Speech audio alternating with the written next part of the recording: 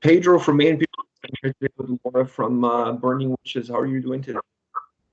Hello. Yeah, I'm all right. I mean, it's weekend, so chill. I want to start off by asking you a very simple question that perhaps it may have also a very simple answer, is that this is your first full-length album with Burning Witches. Were you nervous going in? Yeah, a little bit. Especially with the first song that we released, I was wondering if the fans would like it. Because, they of course built up a fan base with the previous singer. And I was like, ooh, I just hope that they will like me too, that is basically was the reason why I was most nervous. And after the first song it got better, of course, and now I'm feeling comfortable, because now that a few songs came out, and now it's all right. In the studio, did the rest of the girls in the band, did they help you feel comfortable through the process with them, considering it was your first time recording it with them?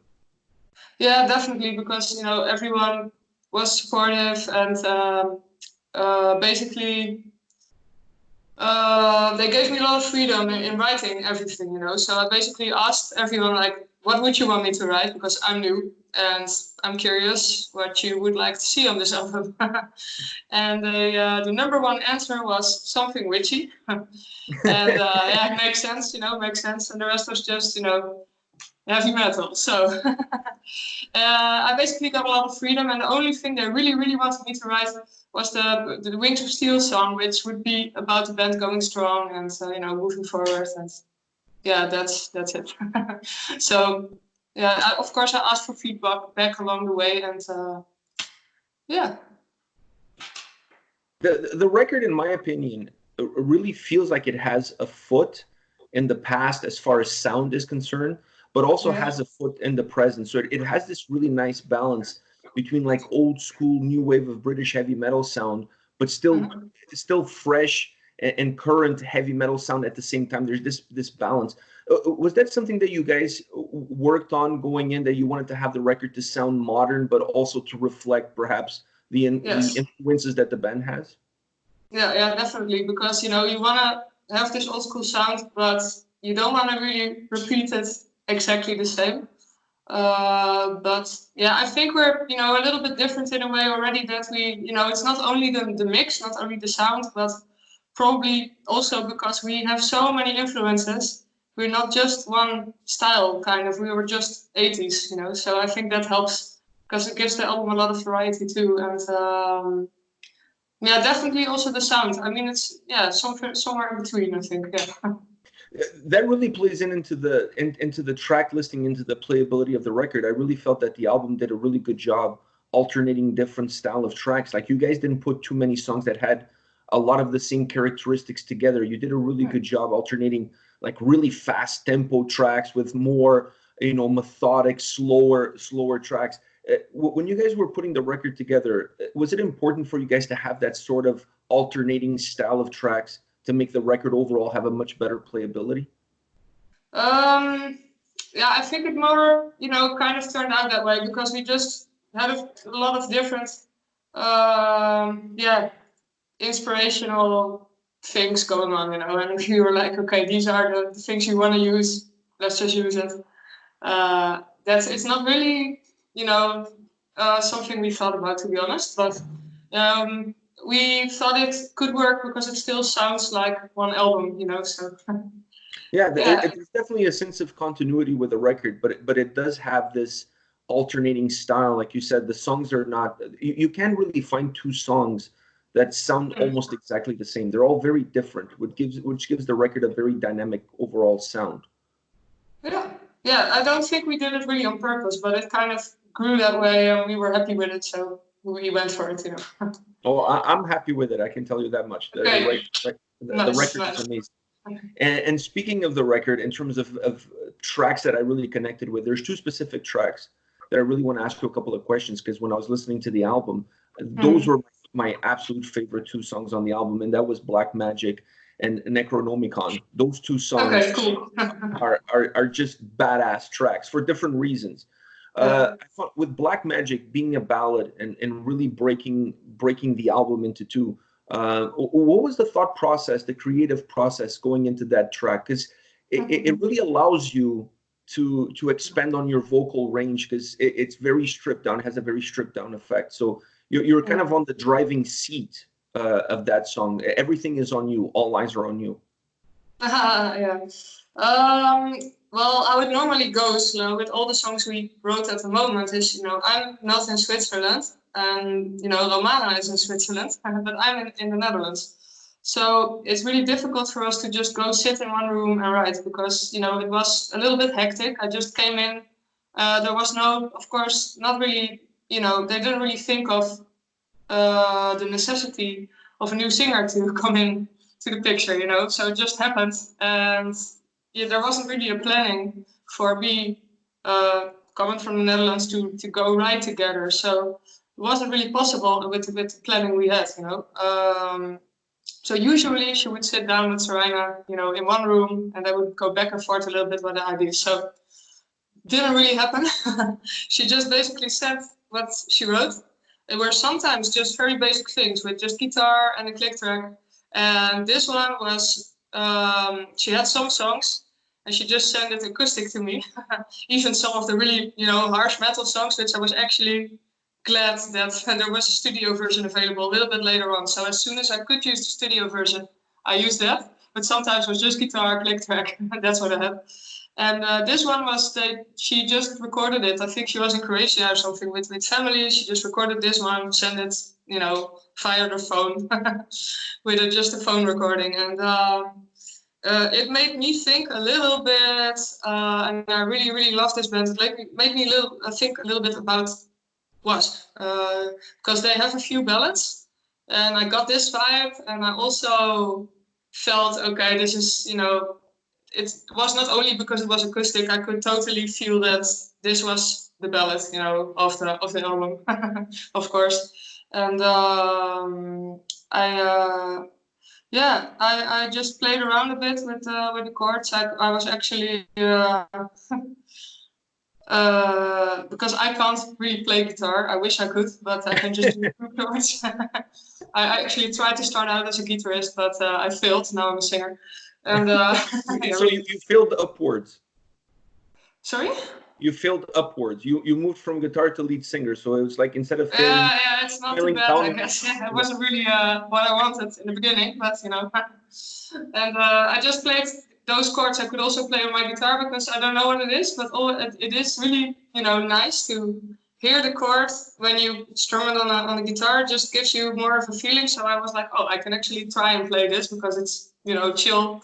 I can't do the riffing, but I can do this, So I did that, and I got really. It makes me able to, get really into my feelings for some reason. So it was really good for me to do that.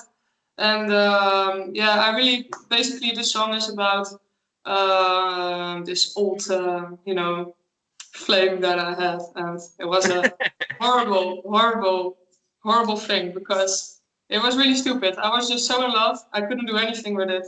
It didn't make sense, and yeah, it was a horrible feeling. So that's what it is about. So it's about being in love and yeah. And love going sour. Huh? And love going sour. Yeah.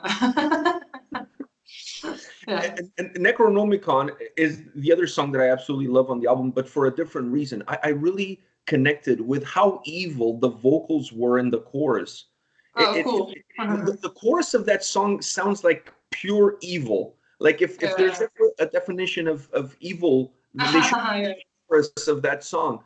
How did you guys record the vocals for the chorus of that track? Because to me, it felt like there was extra vocals in there, and it created this really nice atmosphere, this nice ambiance.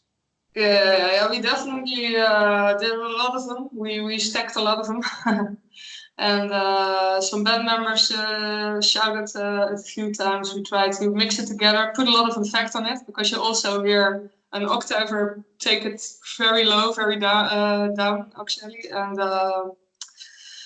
that's it. I got really inspired also with, King Diamond, because he also just did with some songs, right? A lot of effects on it to make it creepy. And I was like, oh, this is about, Necronomicon from H.P. Lovecraft, about all the, horror stories. I have to make it super creepy. We have to do something like that. And that, it was really cool. So we tried a lot. We tried actually, the chorus was, without all the effects and without being in the studio, it was really, really difficult to make it something that I really liked. But in the studio, it really, with Pulver and Smear, we fixed it. It was great.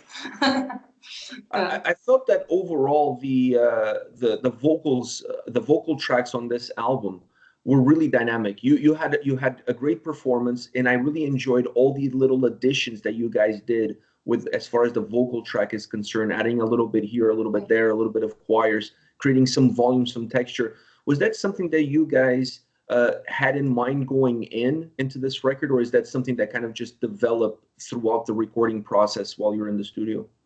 Yeah. Actually, I don't know if you compared it to the other albums and came to this conclusion. I don't know, but actually, it also happened in the older recordings. I actually heard that until now this was the album with the most tracks, so maybe you're right.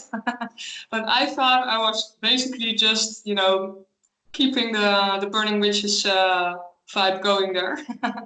And of course Clover and Spear were there, and they also know what to do to get this vibe. But I also really like to put in a lot of layers. So for me, it was, it really worked with, being with them in the studio really worked for this. And at home, I already had a lot of ideas for harmonies and for effects and stuff. But we really put it all together in the studio. So I didn't really try out everything, but we just tried it out in the studio for, most of all the extra vocals. We just did it in the studio. So it was part of the process, but also on the previous album, it was exactly the same kind of process, actually. Yeah, I felt like it was not something necessarily new, but I just felt that the way it came across on this record, it had a better impact as far as the dynamic of the tracks, the lyrics on the tracks, and really, like with Necronomicon, like it really makes the song feel evil, which is not necessarily. Yeah. It's not that you.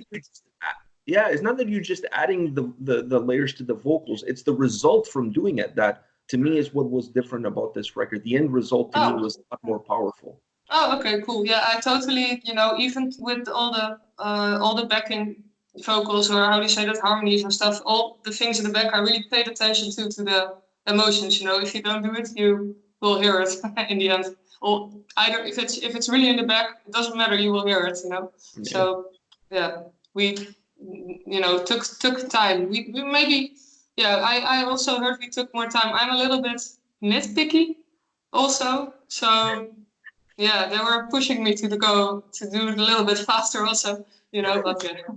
Well, it's understandable. You wanted things to be perfect. Considering it's your first full-length record, you really wanted to put a stamp on it. Yeah. You don't want to fuck up, yes.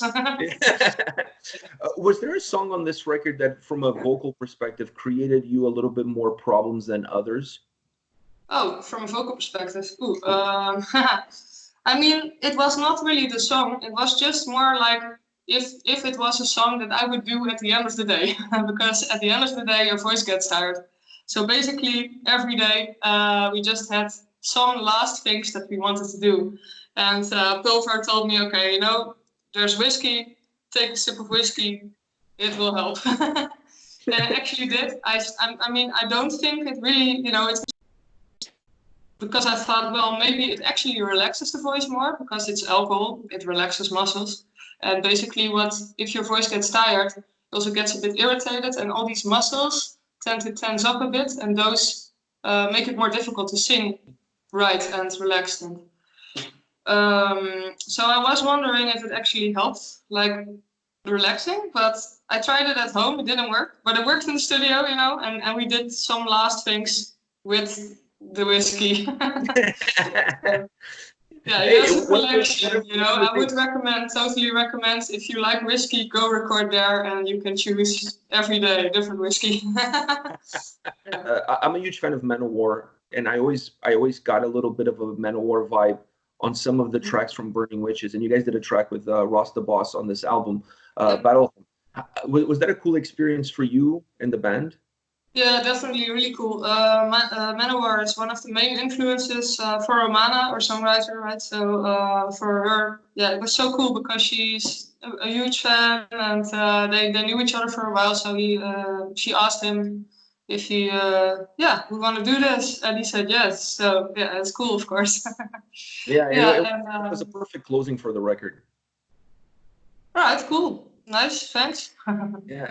Yeah, we really love how it turned out, you know, because for me it's always a bit how do you say that? I'm also a bit nervous about covers because you don't want to fuck that up either. You know, you want it to be as good, or yeah, why did you do it even if it's not as good? I mean, that's how it feels for me. Or you have to make something funny or totally different from it, or it has to be at least, you know, good.